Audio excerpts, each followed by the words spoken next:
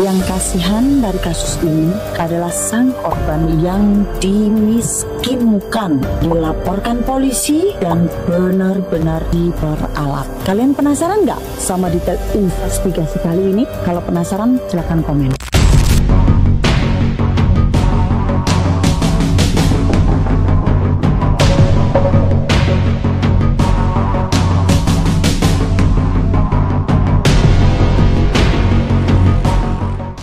Saya menemui seorang klien yang meminta tolong pada saya, dan klien tersebut itu adalah yang mempunyai toko bahan bangunan di kota Ende. Dan ternyata klien sering sekali melakukan pemesanan untuk barang-barang bahan-bahan bangunannya itu ke distributor itu dengan sistem DO.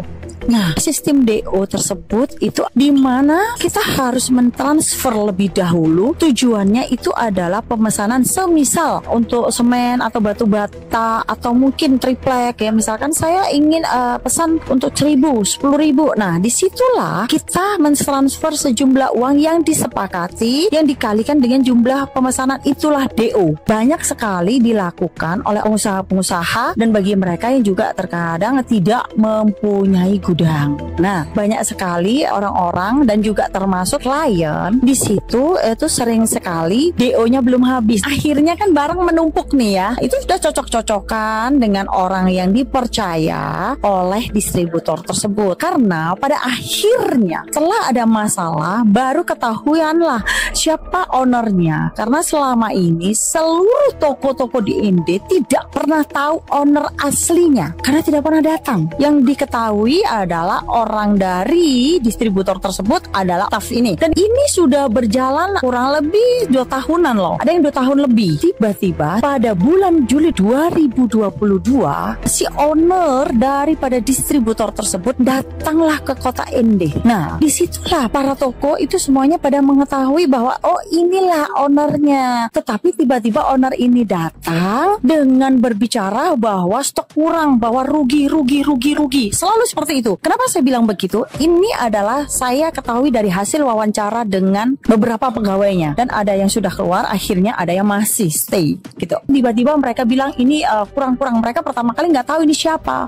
Begitu dikasih tahu sama yang staff yang dipercaya, itulah bosnya, mereka baru tahu bahwa inilah bos. Jadi staff sendiri pun nggak tahu yang mana bosnya. Ya, pegawai-pegawai di situ nggak tahu yang mana bosnya. Begitu ada masalah dikasih tahu lah inilah bosnya oleh staff yang dipercaya itu. Nah, lalu yang anehnya lagi, klien sudah pernah berjumpa dengan owner, berjumpa dengan staff yang tidak berbicara, dan udah sepakati tahu bahwa ada kekurangan yang belum selesai, belum terlunasin gitu loh, belum beres lah dari DO tersebut. Nah, disepakati dan sempat ada pengiriman beberapa kali semen dan ada pembelian kepada klien yang langsung disuruh ambil ke gudang distributor tersebut. Itu saya ketahui dari mana? Dari orang yang beli dan mengambil sendiri ke gudang distributor tersebut ya. Orang yang mengakui dan tidak ada masalah boleh. Nah, nih di sini kan berarti sudah oke kan ya, dianggap bahwa sudah saling mengetahui, sudah beres kan, nggak ada masalah lah ya, nanti diselesaikan. Tapi tahu-tahu setelah pengiriman 2 atau 3 kali, tahu-tahu di stop oleh pihak owner, mengatakan bahwa tidak bisa lagi karena perusahaan mengalami kerugian. Disinilah mulai terjadinya masalah. Seluruh toko-toko di Ende juga diperlakukan hal yang sama dengan alasan bahwa semuanya rugi. Nah, ruginya seperti apa? Sebetulnya rugi atau tidak, sistem bagaimana itu kan internal mereka. Sebuah perusahaan itu kan menerapkan sistem yang seperti apa, mereka mau jual rugi, mereka mau bakar duit atau bagaimana, kan itu adalah rahasia perusahaan. Dan pembeli atau toko yang lain kan tidak ada urusan di situ. Nah, semisal nih saya punya usaha, misalkan skincare, lalu saya coba bakar duit dengan jual rugi lah ya. Pembeli tahu nggak kalau saya rugi apa enggak? Nggak tahu lah. Itu kan jadi urusan saya dengan pegawai saya, internal saya, ya kan? Nah, tapi di sini banyak yang dikorbankan ternyata, yaitu klien saya dan beberapa toko yang lain. Cuman masalahnya di luar dari klien saya, yaitu toko-toko yang lain itu diganti tapi hanya separuh dengan sistem yaitu harus belanja lagi, harus beli lagi atau pesan lagi, dan belanjanya itu atau pembeliannya itu dipotong 5.000 per unitnya. Dipotong 5.000 itu dipotong dari uang yang sudah masuk ke dalam perusahaan distributor ini hanya dikurangin 5.000 per unitnya. Kan ya sangat merugikan. Rugi seperti apa juga nggak tahu gitu loh. Nah, setelah disinilah saya mulai menelusuri semua, menelusuri ke seluruh toko-toko, dan saya ada buktinya semua, rekaman ada semua. Lalu saya kepada satu titik yang stafnya ini, yang ternyata stafnya ini sudah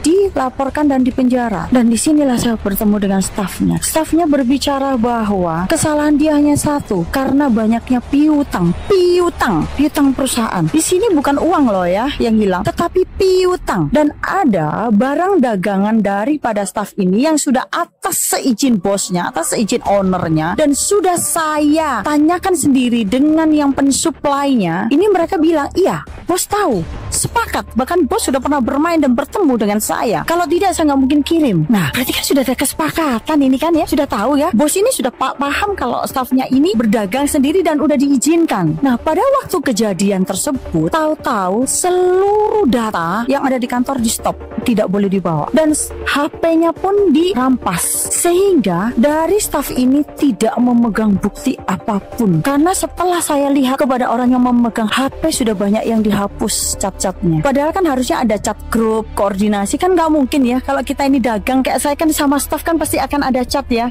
Ini bisa habis, nggak ada, nggak masuk akal ini. Ini yang saya namakan penghilangan barang bukti. Inilah yang saya ingin sampaikan kepada kalian semua. Even kalian kenal, even saudara, jikalau kalian dipercaya menjadi direktur ataupun manajer ataupun kepala cabang, tolonglah kalian minta job desk yang jelas. Dan untuk penentuan harga, kalian harus pegang bukti-bukti secara otentik, karena di dalam hukum semuanya dibutuhkan bukti formalnya yang tidak bisa hanya berdasarkan katanya. Inilah fungsinya, kalian harus membackup seluruh laporan-laporan kalian, bukti-bukti kalian semuanya ya. Inilah buat pembelajaran kalian ke depannya. Lalu untuk HP yang ada barang buktinya, jangan pernah menyerahkan kepada siapapun selain kepada pihak yang berwenang, yaitu pihak kepolisian. Tetapi saya ingatkan sekali lagi bahwa semua bukti-bukti tersebut itu kalian harus punya backupnya, baik masukkan ke dalam flash disk atau ke dalam Google Drive. Jadi suatu saat terjadi masalah, kalian memegang bukti kuat. Nah, disinilah saya merasa ada yang janggal. Sepertinya ke setiap toko atau orang yang tadi menagih yang dagangannya stafnya ini, padahal barangnya diambil oleh si owner, si bos. Tagihan piutang dari perusahaan juga sudah banyak yang ditagih dan masuk ke dalam perusahaan. Barang-barang dagangannya staf ini juga diambil oleh si bos, si owner, dan dijual lagi, dan uangnya masuk ke si owner. Tetapi tagihannya disuruh nagihkan ke staf. Nah, ini kan yang bingung. Staf juga diminta sertifikatnya, dan saya sempat baca itu chatnya, dan mobil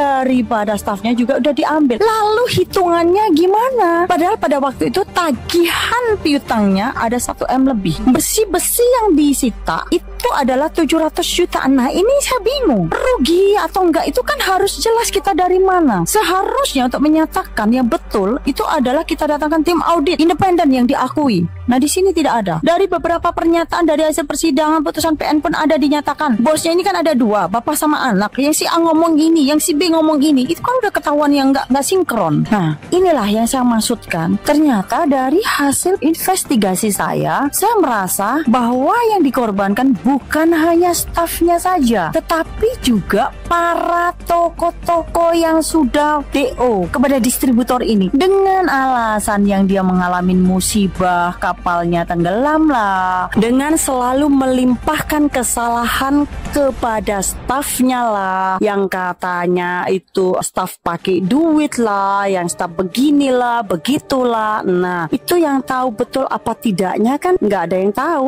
hanya si bos dan juga staf tersebut. Nah, pembuktiannya bagaimana? Pertanggungjawabannya gimana? Dan semuanya kan hanya mendengar dari si owner, mulutnya si owner yang katanya, dan katanya, bukan by data. Kan ini yang aneh ini. Jadi kalau memang mau transparan, datangkanlah tim audit. Kita bisa cek kok, betul nggak? Nah, di sini loh contoh, saya mulai menelisik lagi, bertemu dengan para korban yang di dalam penjara. Saya juga tanyakan dan ternyata banyak sekali informasi, bukan hanya dari para korban, dari distributor lain di kota lain pun banyak sekali saya menerima informasi. Dan ternyata ada beberapa juga yang menyatakan bahwa staf juga pernah mengalami kekerasan. Jadi ya takutan lah ya, orang awam digitukan kan takut nih ya. Nah, kalau boleh saya bilang, ini adalah suatu sistem di mana memperkaya diri dengan cara mengorbankan dan merugikan orang lain. Nah, disinilah terungkapnya investigasi ini. Tapi anehnya ada beberapa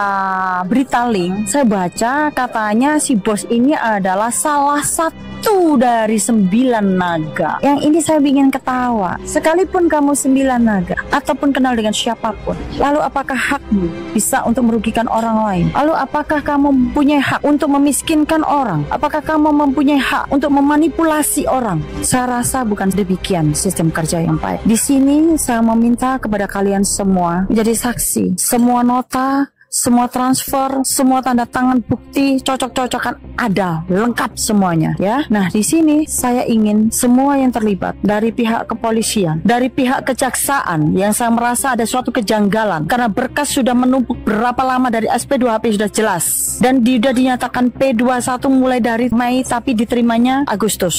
Itu sudah berapa lama? Lalu ada persidangan. Ada apa ini? Dan katanya ada yang menyangkut pautkan dengan Bapak Kajati juga katanya. Katanya loh ya, saya nggak tahu ini yang di mana. Ini adalah praduga-praduga, tetapi saya sudah mengirimkan bukti rekaman-rekaman tertentu kepada Bapak Kajati juga. Semoga ini bisa direspon dan untuk kepada JPU dan pada penegak hukum semuanya. Mari kita pandang ini dengan lurus, tegak lurus. Tidak usah membedakan seseorang itu kaya, kenal ini itu atau tidak. Kita harus tegak lurus. Meski orang itu miskin, meski dia orang biasa, tetapi jikalau dia mempunyai bukti dan kita bisa membuktikan bahwa dia tidak bersalah, tegakkanlah keadilan dan kebenaran. Apa yang akan kita tinggalkan kepada anak cucu kita jikalau kita membiarkan premanisme, ketidakadilan seperti ini merajalela? Karena suatu saat keturunan kita juga yang akan menjadi korban. Karena kita membiarkan mereka berkuasa dan mereka akan mendidik anak-anaknya juga akan seperti didikan mereka seperti itu.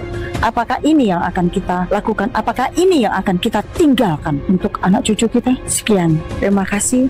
Saya mohon bantuannya agar permasalahan ini bisa ditegakkan dan keadilan boleh ditegakkan.